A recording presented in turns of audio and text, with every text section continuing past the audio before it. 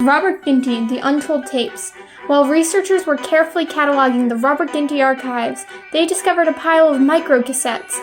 These tapes revealed that before his untimely death, Robert Ginty was recording an oral history of his life and cinematic career. Quite a few academics were eager to use these tapes to write Robert Ginty's biography, but we have decided his fans truly need to hear Robert Ginty tell his tale in his iconic voice. The actor, director, screenwriter, and producer candidly takes us through the monumental career. Follow him as he guides us from law school to the ruins of Westernized civilization, Italian style. Tonight's first episode has Robert Ginty discuss his hottest role. Without any further explanation, the next voice to you will be from Robert.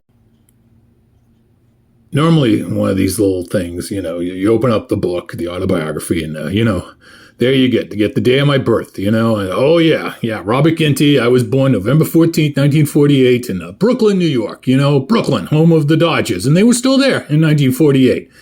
But, I'm not going to start this whole thing off with me talking about, growing up in Brooklyn and the old gang and playing stickball with Biff and Timmy and Gary and Schnookums and Schnary and all those people, because the day I was born was the day I put my finger on the trigger of that flamethrower. Oh, yeah, that was the day.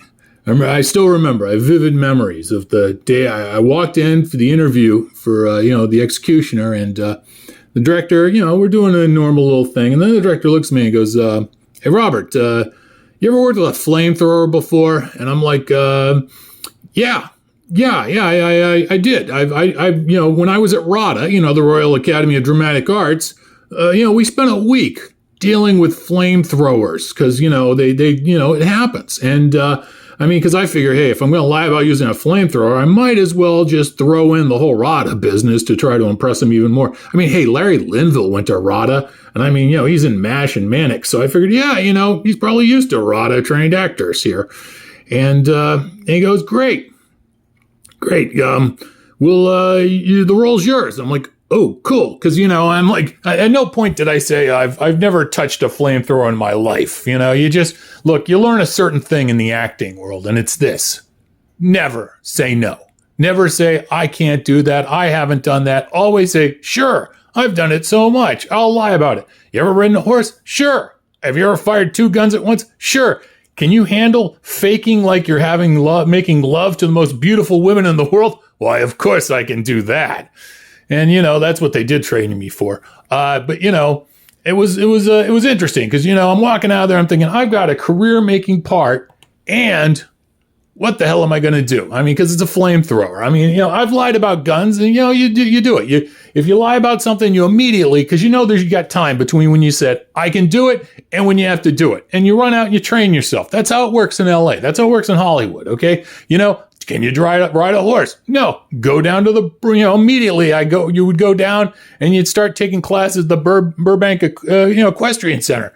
Cause, they're used to it. And by the end of it, hey, look, I'm Hopalong Cassidy. Or, can you fire 2 guns at once? Immediately you run off, you run down to the firing range and you get some training with exotic weapons and crap. And man, you can look like a badass in 1 week. Hey, you can rob a liquor store. You look so good, And, and as far as making love to women, well, that just came naturally. I can say that, it's just one of those things. But flamethrower, I'm sitting there, I'm in my car, and I'm like, wow, I have a career-making role, and flamethrower, crap, flamethrower.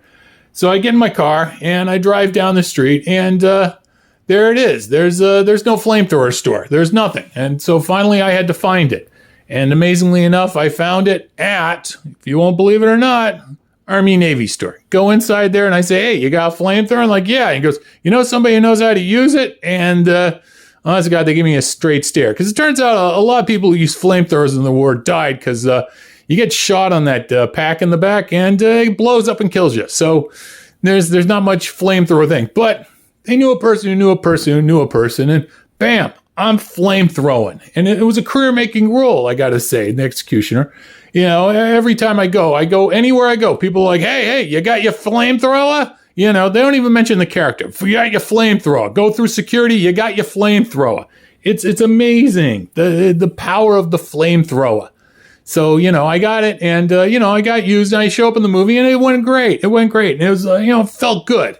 You pull it, and the flames just, everything crispy. I was going to barbecue chicken for the whole cast and crew with the flamethrower, but the catering service kind of, they're kind of queasy about it. But that's what happens. That's what happens when you're good at the flamethrower.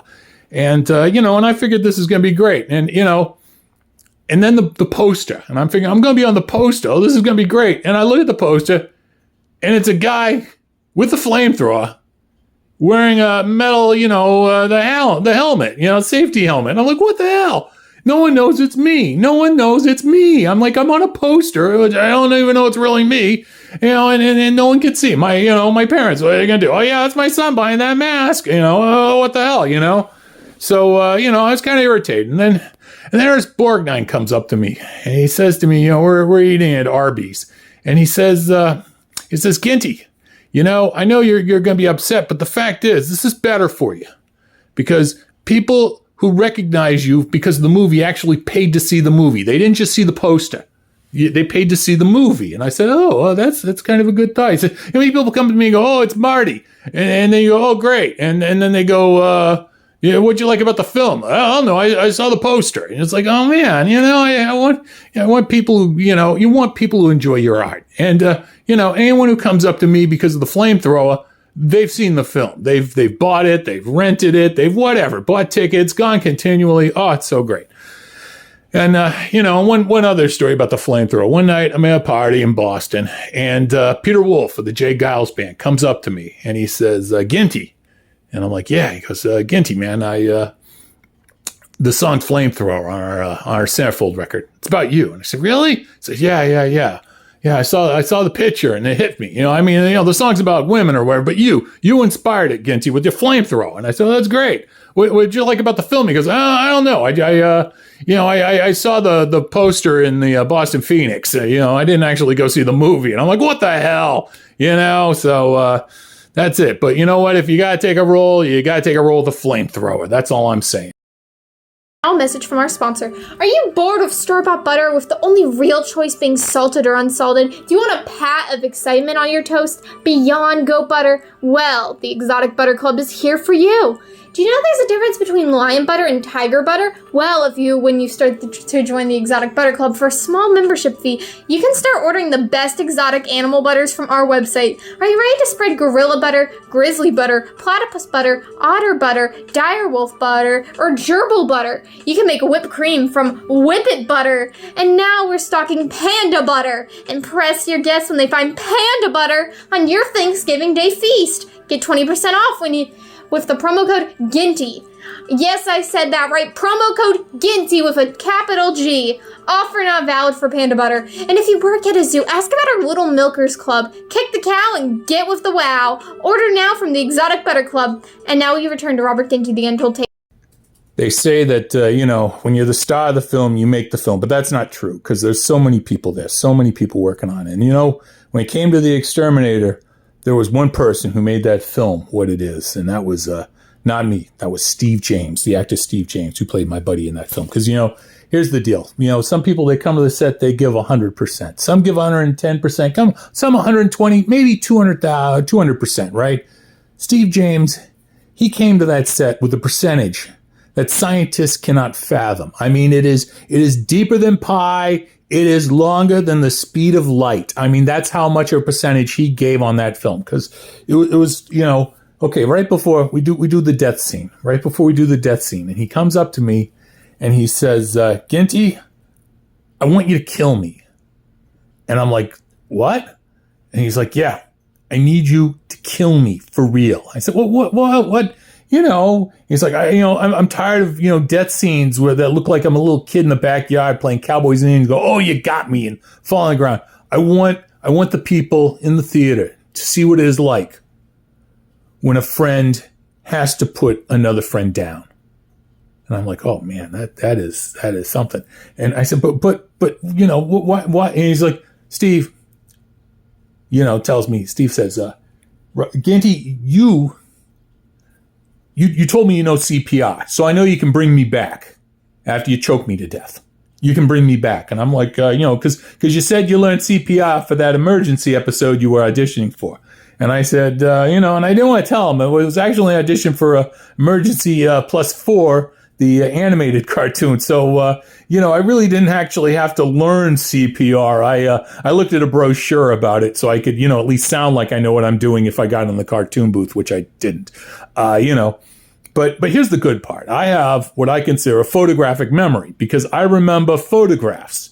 The text and all that stuff I don't remember as well, but I remember photographs and I think I remembered how to do the CPR thing. So we go in the scene and, originally I'm supposed to choke him out. He's on life support and stuff. And, next thing you know, I pull the plug and then I just choke him. I gas him out. I want to, take him out. And it was so strange. It was so weird. I could feel Steve's life, not just leaving him, but entering me. It was going up my arms as I could see him gasping as I was choking him. And it was like that Highlander movie, it was like Highlander. And I said, and I could feel him die in my hands and I'm waiting, but I'm not bringing him back yet. I can't do the CPR thing because the director hasn't yelled cut. And the last thing I need to do is botch the take, and so I'm just holding on to his throat for dear life. Well, not his dear life because he's dead at that point, and waiting for him, to call cut. And so he finally calls cut, and no one around seems to notice that Steve's really dead. So that's a plus, I guess. No one's panicked.